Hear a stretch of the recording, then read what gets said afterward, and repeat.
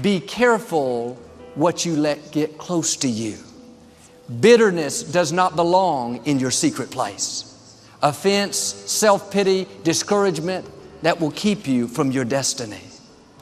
Well, Joel, the loan didn't go through. I'm so disappointed. I worked hard and I didn't get the promotion.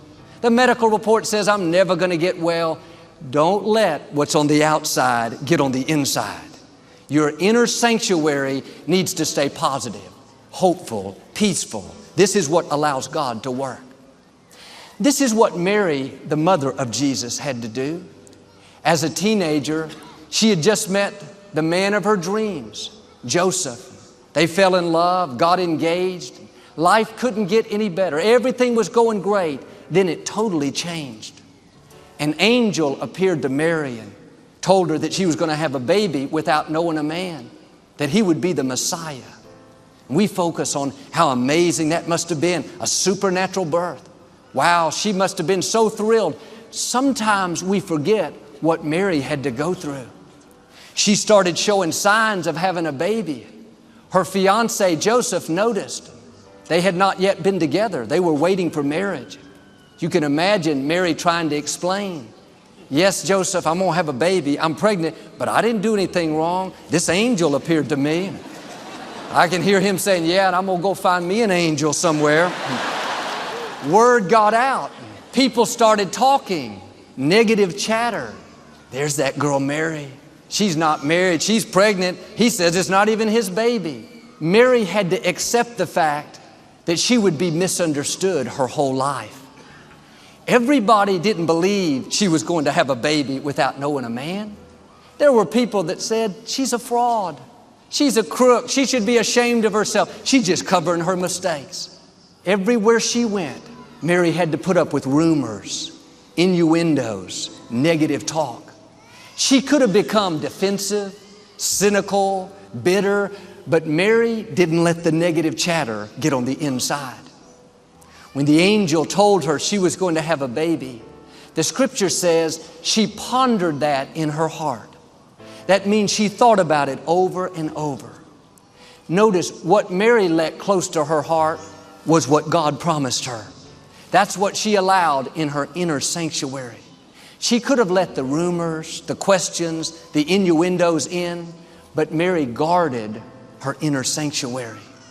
The odds may be against you. It looks impossible. People are talking. Do like Mary. Don't dwell on any of that. Keep what God promised you close to your heart. Your secret place needs to be not only a place of peace, but a place of faith, a place of expectancy. Instead of letting the doubt, the discouragement, the offense, the rumors in, let what God promised you into your inner sanctuary. What I'm saying is close the door on the negative. People are talking about me, no big deal. God is my vindicator. I went through a loss, a disappointment. I should be discouraged, but I'm still in peace. I know it's not a surprise to God. He can give me beauty for these ashes. You may be having trouble at work, turmoil in a relationship, setback in your finances. You can say like Paul, none of these things move me. You've got your secret place protected. To do this, we have to get good at letting things go. Sometimes we let small things keep us from God's best. Somebody cuts you off in traffic. You don't even know that person. Don't let that offense in. Let it go. A coworker is rude to you, leaves you out of a meeting. You feel offended. That's okay. That's normal, but don't keep dwelling on it. Don't let it sour the rest of your day. Keep it out of your secret place. Or maybe somebody is talking behind your back, trying to make you look bad, spreading rumors. Don't let the negative chatter get on the inside. There will always be people who are jealous, who don't like you, who will find the smallest mistake you make and blow it out of proportion, exaggerate it to try to discredit you. It's easy to get offended, self-pity, try to pay them back. Best thing you can do is let it go. They cannot stop you. That is a test. If you get distracted and become bitter, you're playing right into their hands. Well, Joel, what if people believe what they're saying? What if they do make me look bad? What if they damage my reputation? No, you keep doing the right thing, honoring God, and He will protect your reputation. He'll make your wrongs right. Don't bring the negative chatter in close. There's so much these days. With social media, people can hide behind being anonymous, say hurtful, critical things to try to make you feel small, insignificant, not good enough. I talked to a high school student. She's in her freshman year, beautiful young lady, smart and well-spoken, articulate, but she is very discouraged, insecure, almost a little confused because there was this social media campaign against her at school. Seemed like it was the whole high school. The truth is, it was just a handful of bullies, people that were jealous, envious, haters. You can't stop that. I told her what I'm telling you, let it go. Don't dwell on it. Let it bounce off of you. The trick of the enemy is to try to deceive you into bringing that into your secret place. If you stay focused on it, keep thinking about what they said, it's going to poison your life.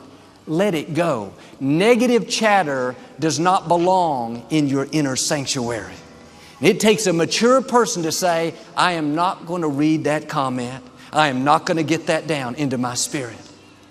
You can tell when somebody has let bitterness in, self-pity, offense. You're friendly to them, but they're short with you. They are always defensive, thinking that people are out to get them. The problem is what they've let into their secret place. It's become contaminated. That's why the Scripture says, guard your heart. Don't let the poison in. What are you thinking about during the day?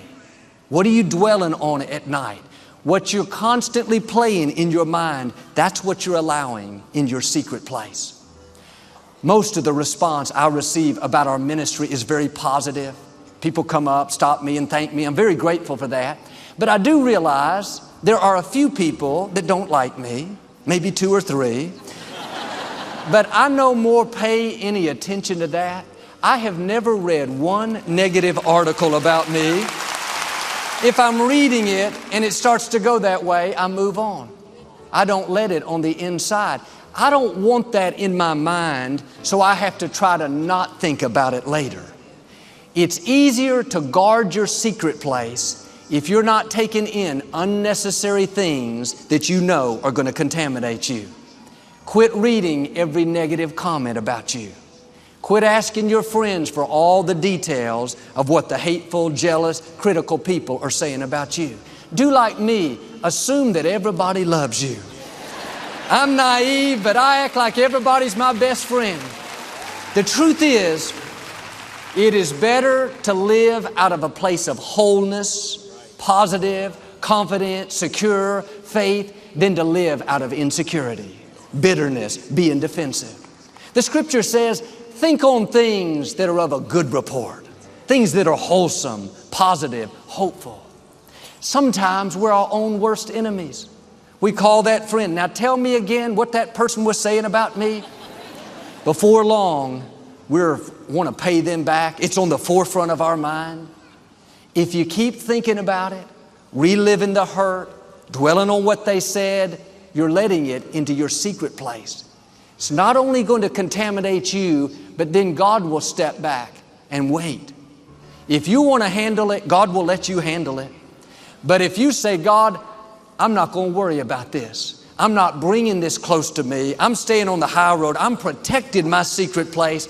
Then God will step up and say, all right, let me go to work. Let me be your vindicator. You don't have to vindicate yourself. Just run your race, stay focused on your goals, and God will take care of your enemies. Job says, those who hate you will be clothed with shame. Quit letting the chatter, the jealousy, the people that are never going to like you, don't let that poison get on the inside.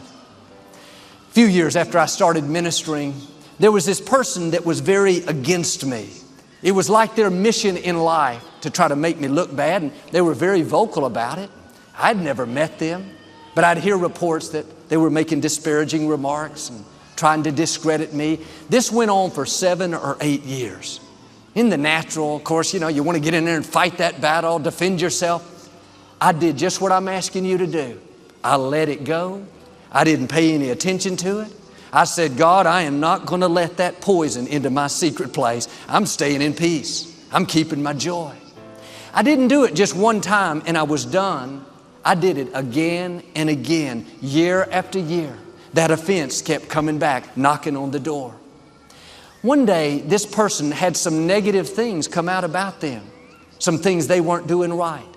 That was the beginning of a domino effect.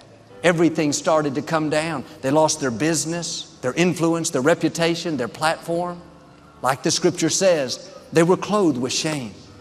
And I'm not happy about that. I pray for restoration, for God's blessings. But my point is, if you'll protect your secret place and not take the bait of being offended, it will not only not contaminate you, but God will be your vindicator. And can I tell you, God can vindicate you better than you can vindicate yourself. If you'll let God do it His way, the victory will be much sweeter. Jesus said, stop allowing yourself to be upset. Stop allowing what they said into your secret place. Stop allowing the trouble, the turmoil, the worry, the offense into your inner sanctuary. It doesn't belong there. What you constantly think about, you're putting on the throne of your life. The key is to keep God on the throne. It's easy to put a negative medical report on the throne, go around worried all day. Some people put the hurt, the disappointment, what somebody said on the throne. As long as you're focused on those things, giving them your most attention, you're going to live worried, upset. The problem is you have your circumstances on the throne. You need to put God back up on the throne. When God is on the throne, you're at peace. You know He's your healer. He's your deliverer. He's your waymaker. He's your vindicator. You know He'll give you beauty for those ashes. But whatever you have on the throne, that's what you're worshiping. Are you worshiping your circumstances? Worshiping what somebody said? If you would put God back on the throne, you would see things begin to turn around.